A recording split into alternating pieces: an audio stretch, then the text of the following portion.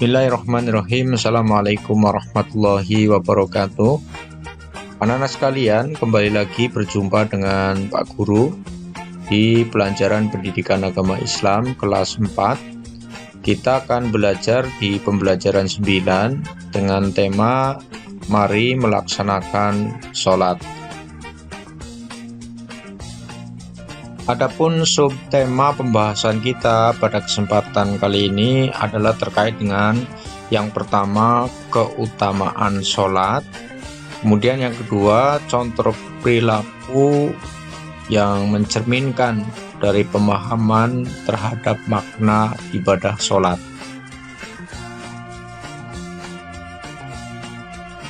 Marilah anak-anak sekalian, sebelum kita memulai pembelajaran kita, alangkah lebih baiknya kita berdoa terlebih dahulu agar mudah-mudahan apa yang kita pelajari itu nanti akan membawakan manfaat untuk diri kita, dan kemanfaatan itu mudah-mudahan sifatnya tidak hanya sementara tetapi akan terus menuju kebaikan kita hingga akhirat.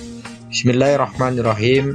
Raditu billahi robba wa bil islami dina wa bi muhammadin nabiyya wa rasula rabbi zidni ilma wa rasukni fahma. Silakan anak-anak bisa membaca doa itu terlebih dahulu agar apa yang tadi Pak Guru sampaikan dapat kita peroleh.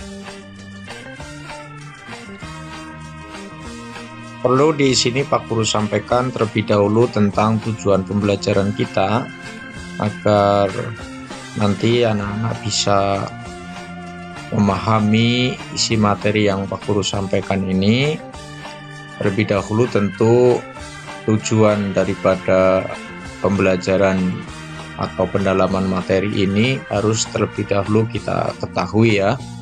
Yang pertama adalah tujuannya nanti kita setelah belajar tentang materi ini adalah tentu anak-anak harapannya bisa menjalankan sholat secara tertib di rumah 5 waktu dengan ikhlas ya. Kemudian tujuan yang kedua adalah kamu sekalian dapat menyebutkan keutamaan sholat.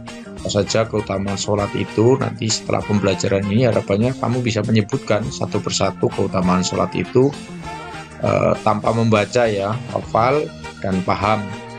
Kemudian yang ketiga, setelah belajar atau mempelajari materi ini nanti kamu bisa menyebutkan perilaku apa saja yang mencerminkan pemahaman terhadap ibadah sholat. Kemudian tentu yang keempat, tujuan berikutnya adalah menunjukkan perilaku dalam kehidupan sehari-hari yang mencerminkan terhadap pemahaman tentang makna dan ibadah sholat. Silakan anak-anak sekalian untuk dilihat di layar. Kalian bisa amati gambar berikut terlebih dahulu ya. Di situ Pak Guru sajikan ada beberapa gambar yang bisa kalian amati. Kira-kira apa ini, gambar apa ya? Baik, yang pertama itu adalah kegiatan anak-anak sedang melaksanakan praktek sholat ya, mulai dari niat, kemudian takbiratul ihram, bersedekap, kemudian ruku, i'tidal, kemudian sujud, duduk di antara dua sujud, kemudian ada duduk tahiyat awal maupun tahiyat akhir, kemudian salam. Di gambar yang pertama itu juga ada anak sedang sholat sambil berbaring ya, karena sholat boleh dilakukan juga dengan berbaring ketika memang tidak mampu dilaksanakan dengan berdiri. Jadi ada rukhsah atau keringanan, boleh dilakukan dengan cara berbaring atau duduk ya. Itu gambar yang pertama. Kemudian gambar yang kedua, ada yang satu keluarga, ini ada seorang ayah, kemudian anak laki-laki, kemudian anak perempuan, dan seorang ibu atau istri bersolat berjamaah dalam satu keluarga ya. Aktivitas sholat berjamaah. Kemudian tentu setelah berjamaah, gambar ketiga ada anak sedang berdoa ya. Tentu biasanya kita disunahkan ketika selesai melaksanakan ibadah sholat maka dilanjutkan dengan berzikir dan berdoa. Nah, setelah mengamati gambar ini, kita pahami bahwa kegiatan di sini adalah kegiatan di mana orang sedang melaksanakan aktivitas ibadah sholat.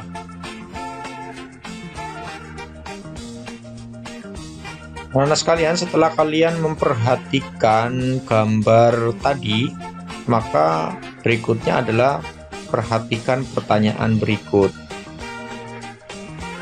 Di gambar ini ada sebuah pertanyaan ya, kenapa kita harus sholat? Atau kenapa sih kita itu harus sholat? Nah, tentu anak-anak sekalian bisa coba kita jawab ya. Coba kalian jawab, kenapa ya kira-kira kita itu harus sholat? Ya.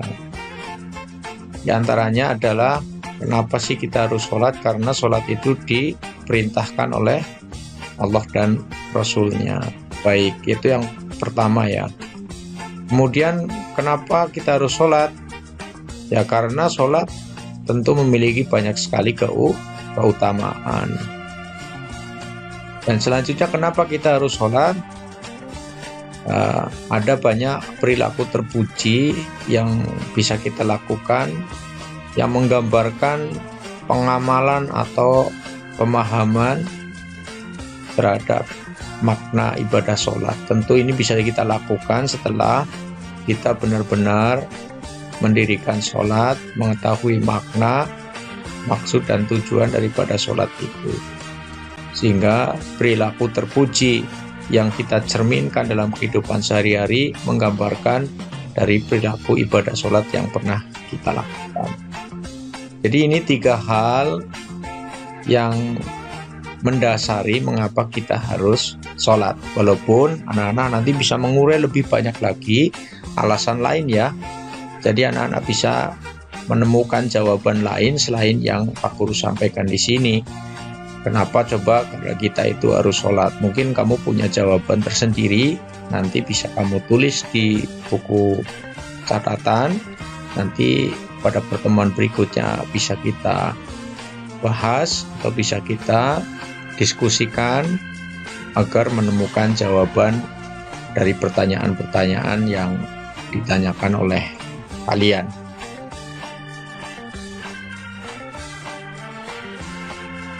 Perintah sholat sebenarnya ada banyak terdapat dalam ayat-ayat Allah, yakni di dalam Al-Quran. Kemudian juga terdapat di beberapa hadis Rasulullah Sallallahu Alaihi Wasallam. Berikut Pak Guru sampaikan tentang perintah sholat yang terdapat dalam Quran surat Al-Ankabut ayat 45. A'udzubillahi minasyaitonirrajim. Utlu ma ukhya ilaika minal kitabi wa aqimis sholah. Inna sholata tanha 'anil fahsya'i wal munkar wa la dzikrullahi akbar wallahu ya'lamu ma tasna'un. Bacalah apa yang telah diwahyukan kepadamu, yaitu Al-Quran, dan dirikanlah sholat. Sesungguhnya sholat itu mencegah dari perbuatan-perbuatan keji dan mungkar, dan sesungguhnya mengingat Allah dengan sholat adalah lebih besar keutamaannya dari ibadah-ibadah yang lain. Dan Allah mengetahui apa yang kamu kerjakan.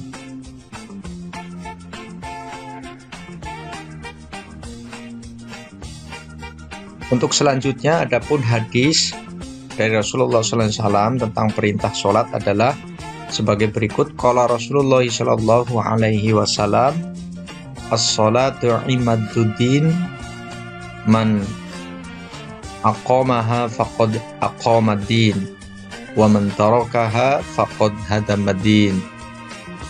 Sholat itu adalah tiang agama. Barang siapa mendirikan sholat, sesungguhnya dia mendirikan agama. Siapa yang meninggalkan sholat, sesungguhnya dia meruntuhkan agama. Itu adalah hadis Rasulullah SAW. 2 dasar tadi adalah merupakan perintah bagaimana kita dianjurkan untuk menunaikan kewajiban, yakni sholat.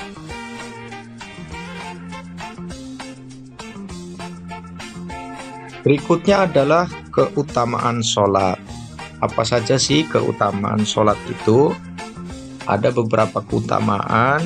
Yang pertama akan kita bahas, yaitu keutamaan sholat adalah yang pertama, sholat merupakan rukun Islam yang kedua setelah syahadat. Ya.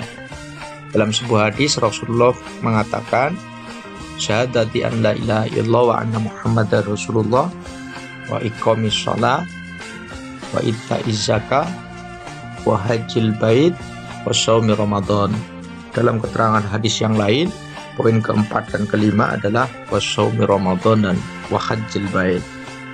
Itu rukun Islam. Urutannya adalah syahadat, sholat, zakat, puasa, dan haji.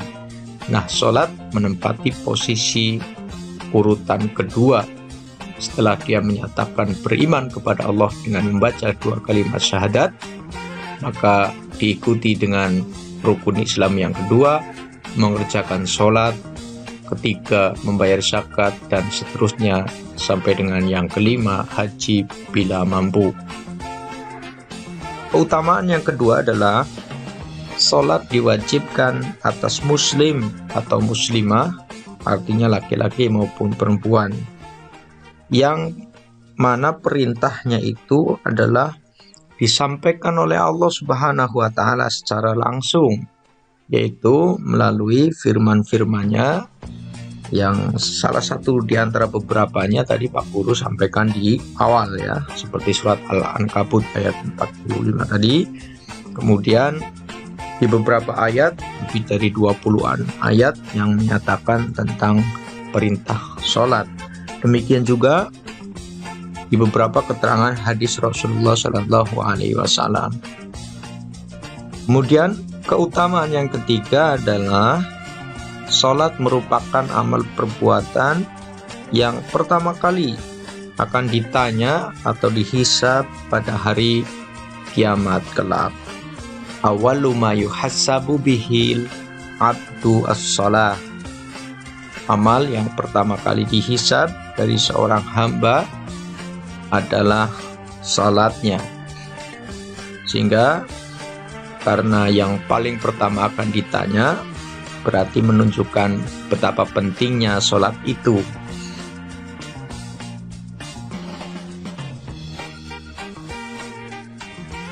Berikutnya keutamaan sholat yang keempat adalah sholat termasuk amal yang paling disukai atau amal yang paling dicintai oleh Allah Subhanahu wa Ta'ala. Dalam sebuah hadis dikatakan, ahabbul a'mali ilallahi sholatu liwaqtiha thumma birrul walidaini thummal jihadu fi sabilillah. Amal yang paling dicintai oleh Allah adalah sholat pada waktunya atau tepat pada waktunya, kemudian berbuat baik kepada orang tua, dan kemudian jihad di jalan Allah Subhanahu wa Ta'ala. Jadi ada 3 amalan utama yang dicintai oleh Allah Subhanahu wa Ta'ala. Salah satu di antaranya adalah mengerjakan ibadah sholat. Di sholat adalah merupakan bagian yang dicintai atau amalan yang disukai oleh Allah Subhanahu wa Ta'ala. Keutamaan yang kelima adalah sholat itu dapat mencegah diri dari perbuatan keji dan mungkar, sebagaimana disebut oleh Allah dalam Quran surat Al-Ankabut ayat 45. Potongan ayatnya adalah inna sholata tanha 'anil fahsya'i wal munkar.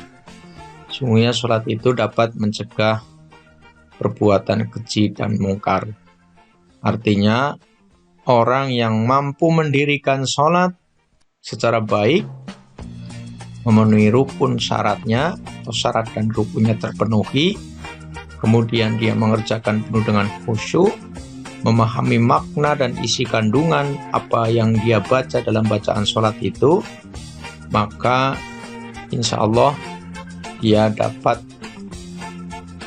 menjadikan orang itu mampu mencegah dirinya dari perbuatan keji dan mungkar.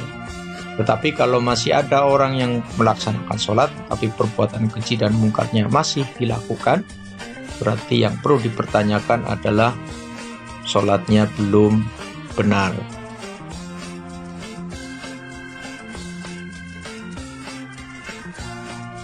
Selanjutnya keutamaan sholat yang keenam, yaitu sholat dapat menghapuskan kesalahan dan menghilangkan keburukan. Quran Surat Hud ayat 114 yang artinya, dan laksanakan sholat pada dua ujung siang, pagi dan petang, dan pada bagian permulaan malam. Kemudian perbuatan-perbuatan baik itu, perbuatan sholat tadi itu akan menghapus kesalahan-kesalahan. Itulah peringatan bagi orang-orang yang selalu mengingat Allah Subhanahu wa Ta'ala.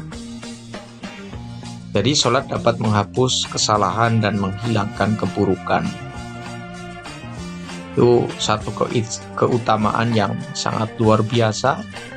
Dan keutamaan berikutnya yang ketujuh, yaitu orang yang khusyuk dalam sholatnya akan mewarisi surga Firdaus. Jadi ada satu tempat khusus yang dijanjikan oleh Allah bagi orang-orang yang melaksanakan ibadah sholat secara baik dan benar, tidak bolong-bolong dan tidak ketinggalan. Artinya dia tetap istiqomah mengerjakannya, maka dijanjikan oleh Allah ditempatkan di tempat yang istimewa, yaitu surga Firdaus.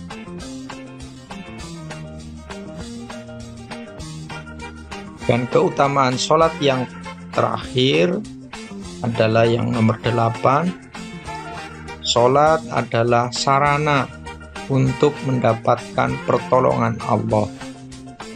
Jadi ketika kita ingin mendapatkan pertolongan dari Allah, salah satu sarana yang bisa kita lakukan atau cara yang bisa kita tempuh adalah dengan mengerjakan sholat. Sebagaimana yang Allah firmankan dalam Quran Surat Al-Baqarah ayat 153, A'udzubillahi minasyaitonirrajim, Ya ayyuhalladzina amanu sta'inu bis sabri was shalah, innallaha ma'as sabirin. Wahai orang-orang yang beriman, mohonlah pertolongan kepada Allah dengan sabar dan sholat. Sungguh Allah beserta orang-orang yang sabar. Nah, jika kita bisa bersabar, kemudian mengerjakan sholat, maka dengan sabar dan pengerjaan sholat yang kita lakukan itu, insya Allah ketika kita membutuhkan pertolongan dan kita memohon kepada Allah Subhanahu wa Ta'ala, pasti Allah akan memberikan pertolongannya kepada kita.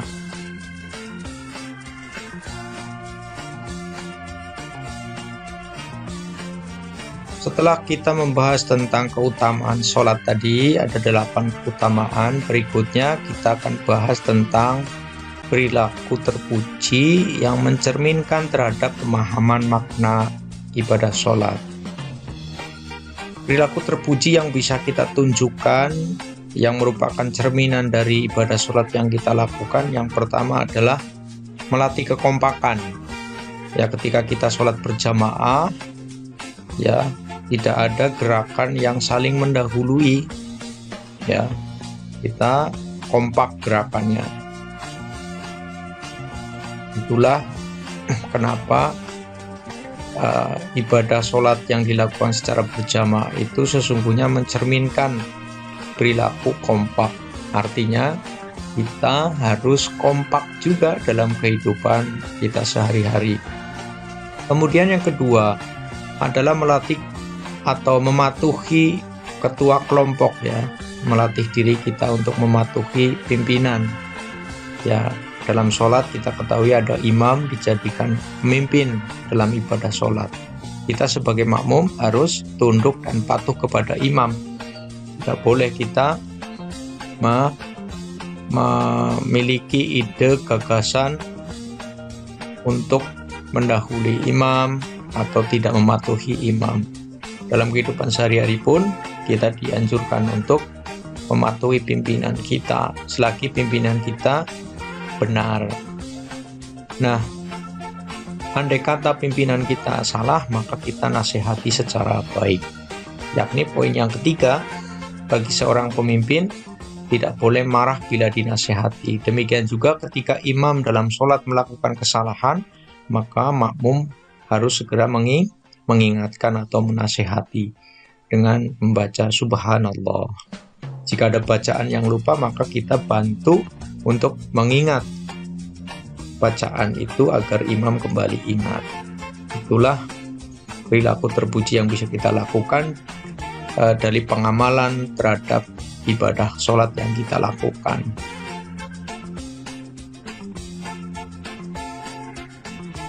Selanjutnya yang keempat tentang perilaku terpuji yang mencerminkan dari pemahaman makna ibadah sholat, yaitu adalah saling menebar salam atau saling mendoakan. Ketika kita sholat juga diakhiri atau ditutup dengan salam ya, Assalamualaikum warahmatullahi wabarakatuh. Itu artinya penuh doa. Maka di dalam kehidupan sehari-hari kita juga harus mau saling mendoakan, saling menebar kebaikan. Mendoakan sesama artinya mendoakan yang baik-baik.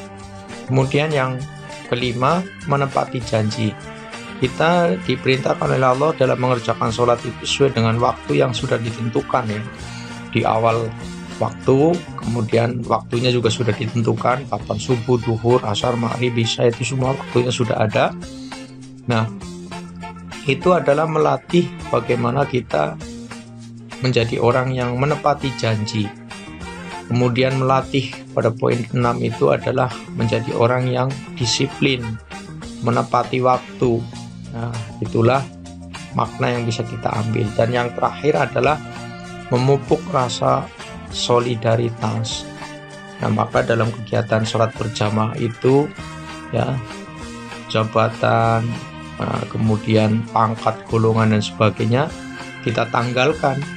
Nah, dalam pelaksanaan ibadah sholat tidak ada perbedaan ya. Siapapun statusnya sama di hadapan Allah Subhanahu wa Ta'ala. Maka ketika sholat itu adalah tidak membeda-bedakan. Saf pertama harus pejabat, tidak demikian. Atau yang jadi imam harus seorang pejabat atau harus seorang kepala, tidak mesti. Tetapi siapa yang ahli dan memang memahami layak dijadikan imam, maka jadi imam. Solidaritas, saling menghargai, dan kebersamaan dalam sholat jamaah itu adalah cerminan dari pemahaman kita terhadap makna ibadah sholat. Demikian tadi anak-anak sekalian materi terkait dengan ayo melaksanakan sholat. Yang pertama keutamaan sholat, kemudian yang kedua adalah perilaku-perilaku yang mencerminkan dari pemahaman kita terhadap ibadah sholat. Mudah-mudahan materi ini bisa kita pahami, bisa kita cermati, sekaligus setelah memahami dan mencermati, tentu yang paling utama adalah kita dapat mempraktekkan, mengamalkannya dalam kehidupan sehari-hari kita. Untuk itu anak-anak selamat belajar, selamat berjuang. Selalu semangat, selalu bahagia, selalu berbuat baik, jangan lupakan dan tinggalkan sholat. Semoga kita semuanya sukses dan kita semuanya mendapat ridho Allah Subhanahu wa Ta'ala. Amin ya rabbal alamin. Assalamualaikum warahmatullahi wabarakatuh.